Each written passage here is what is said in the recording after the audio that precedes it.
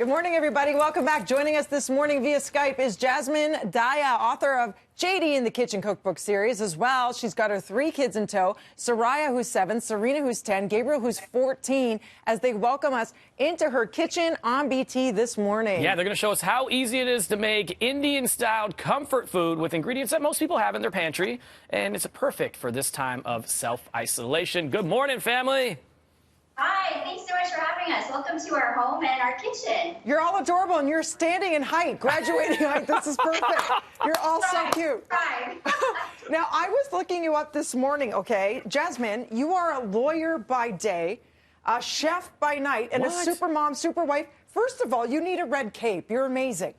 Well, I don't know about the super mom and super wife. My family's here, and they're being very polite right now, but Okay, so talk us through some of the delicious recipes. What do you have in front of you? What are we going to learn how to make? I've created a menu today that uses ingredients that you'll have at home and also ingredients that have a long shelf life. As we're all in isolation, going to the grocery store is kind of a no-no, and when you do go, you want to get as much as you can that will last as long as possible. So for our appetizer, we have Indian potato fritters.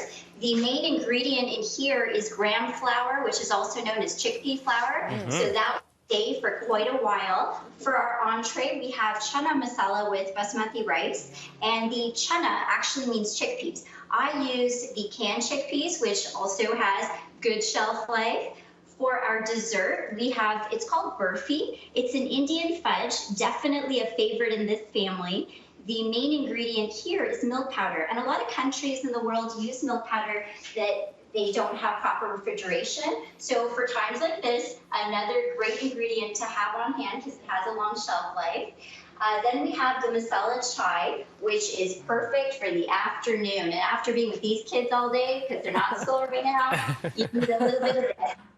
So if it's okay with you, we'd love to show you how to put some of this together. Go fast. Yeah, what do you want to start with? The potato vara?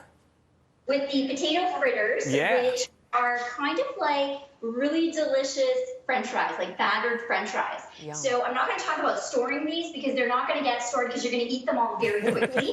So Gabe, you want to show how to put it together really fast? He's got water, we've got salt, we've got turmeric, and turmeric gives it that color and a hit of flavor. And we've got the chickpea flour over here. It's okay. Which is so high in protein and fiber, right? It fills you up. That's right. That's right. It gives it that great texture that batters on the potatoes really well. And we have the cilantro. I love cilantro, also known as coriander, depending on who you talk to. So you're going to mix that up. You're going to mix that up, and it's kind of like a pancake mix almost, the consistency.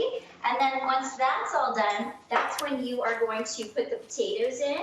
And then you're going to deep fry them when they're nice and battered. So that's definitely one of my favorites. And we're going to walk over here, and we're going to turn the stove on so we can show you how to make this Indian fudge. So we've got my 2 girls. They're going to show you how to make this. So cute. We've already got the melted butter in here. I melted it just before we went on live. And we're going to add, Soraya, you want to add the whipped cream? So this is whipped cream, the whipping cream that comes in the carton. Great. And you want to add the sugar. Now with the kids, they love measuring stuff out, and they also like putting it together so they can see their creation.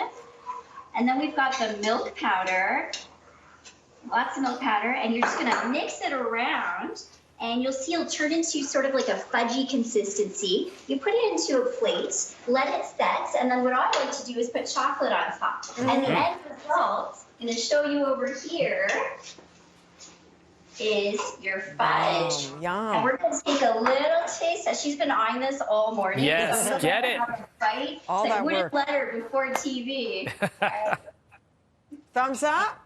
How is it? Thumbs up, Yay. yes. I feel like, Can can you freeze any of that, Jasmine? Like, I have another question. Instead of frying the fritter, would you be able to, like, do a lazy thing, put it in a pan, bake it in the oven with, like, nonstick spray? Make it like a little chickpea loaf? You could do that with samosas that are usually deep fried. Yeah. But with the batter, it's just not going to get you the same flavor, and I don't even know if the batter will totally cook.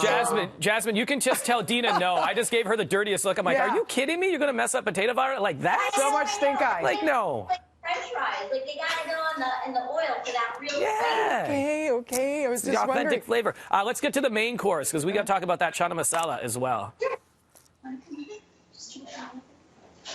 chana masala. So first you're going to make, first of all, I should say, this only takes 15 minutes to make. Oh, good.